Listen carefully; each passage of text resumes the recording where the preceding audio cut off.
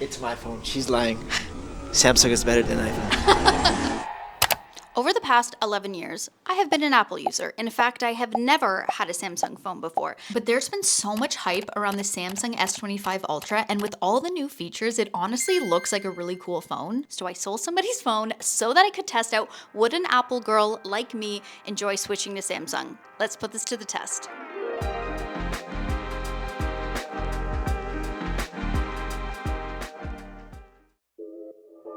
All right, time for the moment of truth. Wow, that is a sleek phone. So this is in the titanium silver blue color. So I'm gonna be comparing the Samsung S25 Ultra to the phone that I currently use, which is my iPhone 16 Pro Max, which I'm absolutely obsessed with. All right, just by looking at these two phones, they are the same size. They both have a 6.9-inch screen, but I think because the Samsung has those squared off edges, it looks bigger. Like, to me, the screen looks bigger. The other thing that I've heard some people talk about is the fact that the squared off edges can apparently kind of hurt the palm of your hand when you're holding the phone because they are a little bit more pointed. I don't know whether that's true, but I'm sure I will find out. So let's talk about which features I will be gaining and which features I will be losing by switching to the Samsung. First up, I am so excited about the split screen function that the Samsung has. I think that is such a useful feature. AirDrop. Honestly, this is gonna be a tough one for me. I airdrop so much between my phone and my laptop, especially photos for content creation. So yeah, that's gonna be a sad one for me to lose. I am so excited to use the pen. I think this is gonna come in handy so often when it comes to editing photos or just like using it on the phone. I don't know, I'm just really excited about the pen. iMessage. So I can live without iMessage on my phone, like I can just text people, it's really not that deep, but I will miss my iMessage on my laptop. Now I know that even if I switch to Samsung, I could use iMessage on my laptop, it would just go through my email, but realistically I wouldn't do that because I wouldn't want half my messages to come through my email, half my messages to come through my phone on my Samsung. So I just would stop using it and I would kind of miss it. It is so much easier to message people on your laptop, but at the same time, it is kind of distracting when I'm doing work, so.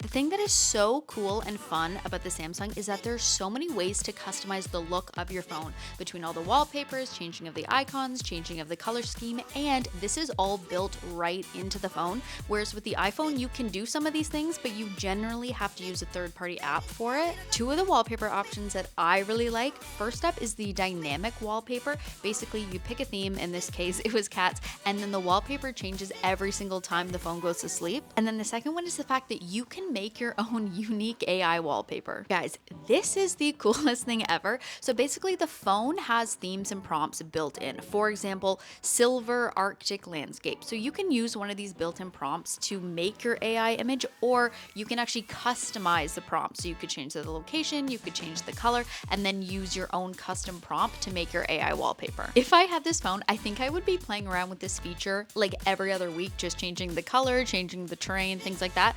I would have a different wallpaper all the time, I think. For this video, I just ended up changing my wallpaper to the wallpaper that I have on my iPhone 16, which is a photo that I took myself. The other thing that you can customize on the Samsung are the icons on the phone. So there are a lot of icon options that you have to purchase, but there are some for free. So here's the thing, I tried some of the free icons, but some of them don't work the best because they only apply to a few of the apps that I had for some reason, whereas some of the free icons actually worked amazing and they applied to like all the apps that I had. So I think it's a little bit hit or miss depending on the type of free icons that you get. All right, let's choose some of the screen settings. So the Samsung actually has a few different options in terms of screen resolution, which is honestly kind of weird because why would anybody choose anything other than the highest resolution? That being said, the S25 does have a higher resolution screen than the iPhone 16 Pro Max, but it's not that big of a difference, so I personally have not noticed a visible difference yet. The S25 Ultra also has a higher max screen brightness than the iPhone 16 Pro Max, and you can definitely see a difference in the brightness between the two phones. And then the S25 even has a extra bright screen mode, which is great for when it's sunny outside. Another cool thing about the S25 is the fact that it has Gorilla Armor 2 glass,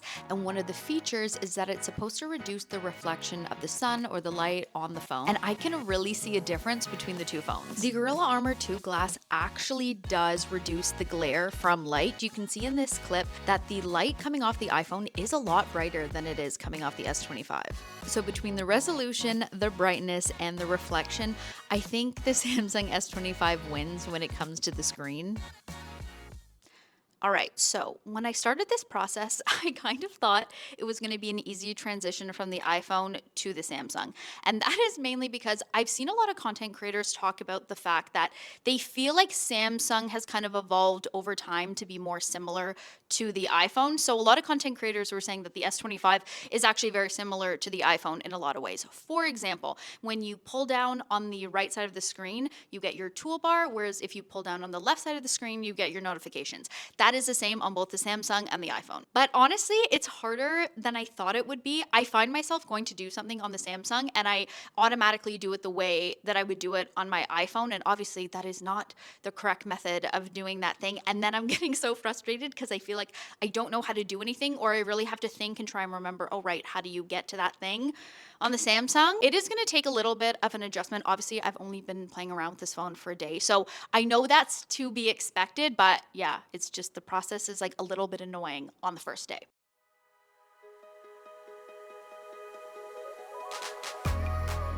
Onto the feature that I know everyone wants to see, and that is the camera. Okay, we're gonna play a little game. I want you to guess which photos were taken on the Samsung S25 Ultra and which photos were taken on the iPhone 16 Pro Max, and I will reveal in a little bit. The S25 photo and video specs are super impressive. The key point being that the S25 has up to 200 megapixels, whereas the iPhone only has 48 megapixels. So the quality should be better on the Samsung, but we'll see. The S25 Ultra also has 10x optical zoom, whereas the iPhone only has 5. Okay, let's see if you got the photos right and comment down below if you did. So here's the deal. The photos are very similar. The Samsung does have a little bit of a wider lens. You can see that in the photos. But the main difference is that the iPhone photos are just a little bit more warm toned than the Samsung. You can really see that in the photo where I'm holding the yellow cup. The thing is, in this photo, the iPhone's colors are closer to what I was seeing in real life. Now let's look at a selfie photo. So the S25 photo is clearer, and I do like how I look better in the right photo. But again, the Samsung colors are a little bit off from what they are in reality. In reality, my sweater was closer to the color that's shown in the iPhone photo than in the S25 photo. It's almost like the Samsung makes colors more saturated and more cool toned. Guys, I am so torn. I think I like the colors of the iPhone photos a little bit better, but I like the clarity of the S25. Okay, on to video. Let's do the little guessing game again. Which video do you think came from which camera?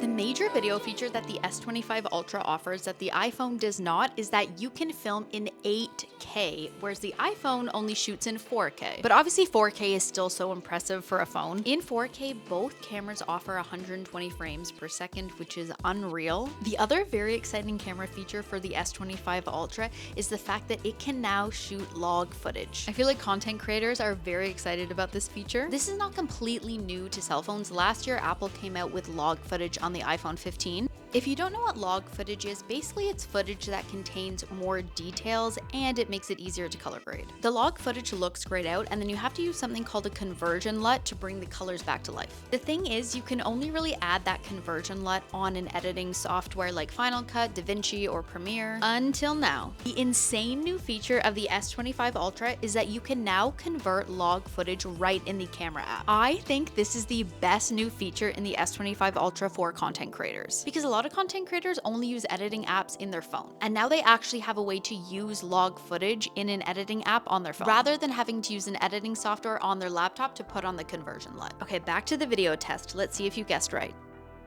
So with the selfie mode, I actually feel like the video is a little bit desaturated on the Samsung, whereas with the photos, I felt like they were oversaturated a little bit. I feel like my thoughts on the photo and video comparisons between the two phones is kind of the same. I like the colors better on the iPhone, but I like the clarity of the Samsung. But then sometimes I feel like the Samsung and the iPhone look like they have the same amount of clarity. So I don't know. Now it's time to test out some of the AI features that the Samsung has to offer. For example, the Samsung now has Gemini integrated into the phone. Let me demonstrate. Hi Gemini, when is the next Toronto Maple Leaf hockey game, and add it to my calendar? Sure. I'm adding the next Toronto Maple Leafs game to your calendar. All right, so that's actually really cool. So not only does Gemini actually tell you when the Leafs game is, it can actually add it to your calendar. So that's what I mean when I say that Gemini is integrated into the apps on the phone. So in addition to Gemini, the Samsung also has something called Bixby, which is basically just like the Siri of Samsung. So basically you can use Bixby to control your phone with voice commands. Hey Bixby. Hey, Bixby. That's right. Make my font size bigger. It doesn't listen to me. Oh, you're... Yeah, it's you. You say it. You say it. Hey, Bixby, increase my font size. All right. The font size is now 4. All right, so basically what I learned is that for using Bixby, you actually have to register your voice as the phone user. And then if it's not your voice speaking, it's not really going to listen to you. So that is kind of cool, I guess. But if your friends or family ever want to talk to Bixby on behalf of you, apparently they cannot. The next AI feature is called Circle to Search, and I am so excited to try this out because I think this is the coolest idea. So I have a product here in a language that I don't know. So to help me figure out what exactly this is, I can take a photo of the product, circle the product, and then Google will pull up this exact product in search results to help me figure out what exactly this is. I think Circle to Search is the coolest feature ever because not only can you use it when you take a photo of something, you can actually use it for basically anything on your screen. Okay, we're gonna try the Circle to Search on one of my videos.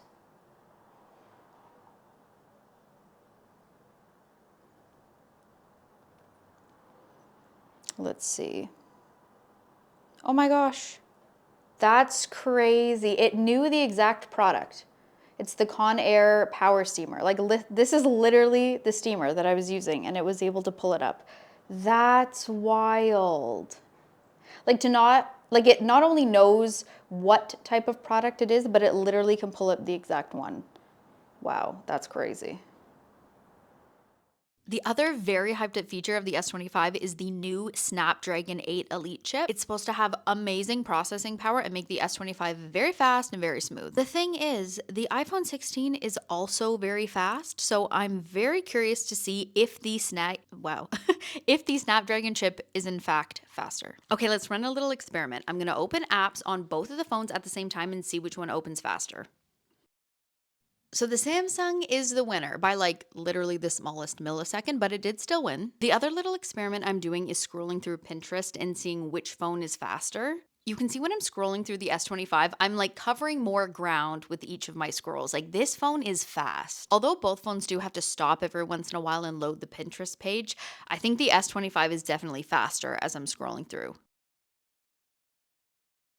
There's a few other fun features of the phone that I tried out that I need to talk about. First up, the pen. Guys, I love the pen. I really wish my iPhone 16 came with a pen. Sometimes I'll edit photo on the Lightroom mobile app on my phone, and having a pen would make the editing process so much easier. Apparently the pen in the Samsung S24 phone actually had Bluetooth capabilities, so you could actually take a photo with the pen. For some reason they removed that in the S25. I'm not really sure why. I think that would be a cool feature, but honestly, even without the Bluetooth, I love the pen. The other sick feature that I really wish my iPhone 16 had is the split screen mode where you can have two apps open at the same time. This would be unreal for watching a YouTube video or, any type of media on one app while being on another app, or if you wanted to like cross-reference information between two apps. Honestly, I feel like every phone needs this today. Another very hyped up feature about the S25 is the Now brief. If you don't know what it is, basically it's an AI driven personalized brief that gives you information that it thinks you'll be interested in that time of day. For example, the weather or events coming up in your calendar or reminders. And you can actually customize what's in your Now brief. Because I only tried the phone for like 2 days, I didn't really get a chance to use the Now brief. But I do think I would really enjoy this feature if I end up switching to the S25.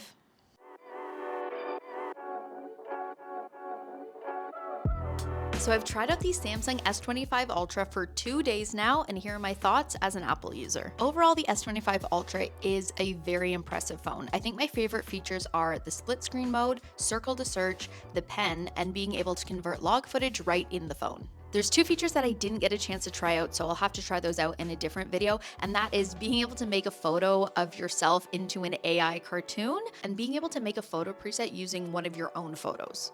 Over the 2 days, some of the features that I really missed from my iPhone were AirDrop, iMessage, and FaceTime. FaceTime is actually a big one. I'm really curious, if you use a Samsung, what is your go-to video chat app? I know so many apps have video chat features, like, Instagram has a chat feature, for example, but what is your go-to? In terms of the camera on the 2 phones, this one is very tough, but I think I'm leaning slightly more towards liking the iPhone camera. That being said, I do love the 8K mode on the S25. Overall, the S25 Ultra and the iPhone 16 Pro Max are amazing phones. But here's the thing, considering how expensive both phones are, you really want to feel like you're getting a lot for your money. And I feel like you get a lot of cool features with the S25 that are just not on the iPhone, like some of the AI features, the split screen mode, the pen, all the wallpaper options. Now, do I need a million wallpaper options? No, but considering how much money we're spending on these phones, I better be getting some cool features. That being said, I don't think the S25 is 100% necessary for everyone. For example, the new Snapdragon chip is absolutely amazing, but do I need my apps to open a millisecond faster than they would on another phone? Honestly, no. Or do most people need 8K video on their phone? Also no. But if you're a gamer or a content creator or just somebody who really loves tech, then I think this phone is pretty epic. So the question is, will I be switching from my iPhone 16 Pro Max to the Samsung S25 Ultra? In all honesty, no. But that's pretty much only because I just got the iPhone 16 Pro Max in September. It was an expensive phone, so I'm not looking to pay to upgrade my phone anytime soon. But when the time comes that I do want to upgrade my phone, I am definitely going to consider the Samsung S25, or if I want to upgrade in like a year and a half and there's a new Samsung phone, I will definitely be looking into that, because I am truly impressed with this Samsung. I think it's a really cool phone. And honestly, I feel like if I had played around with the phone for a little bit longer, I think I would probably have grown to love it. And if I had ever switched back to an iPhone, I feel like I might have been a little bit annoyed at the speed or the fact that some of the features don't exist on the iPhone 16. So maybe one day I will switch over to Samsung.